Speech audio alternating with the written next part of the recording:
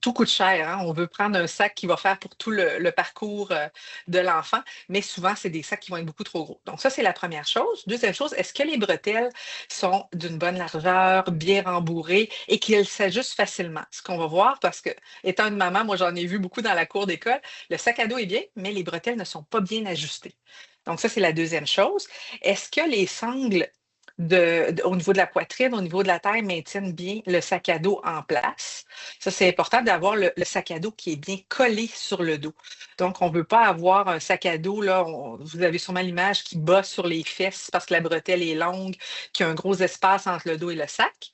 On veut un matériel qui est léger, résistant, qui va avoir quand même une bonne durée de vie parce que les enfants, on le sait, ne sont pas tout à fait toujours délicats avec leurs effets. Et la dernière chose, la cinquième chose, ça va être d'avoir un sac à dos qui a beaucoup de poches, de compartiments pour pouvoir bien répartir le poids des articles scolaires à l'intérieur de notre sac à dos. Donc ça, c'est vraiment là, les choses à vérifier quand on magasine au niveau d'un sac. Les conséquences, on va voir surtout là, chez les enfants, ça peut entraîner des maux au niveau du cou, au niveau des épaules, les trapèzes, des tensions dans le haut du dos.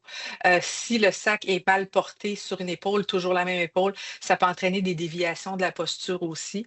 Puis on est dans un monde justement avec tablette, téléphone intelligent et tout ça, donc on a déjà tendance à avoir beaucoup la tête vers l'avant.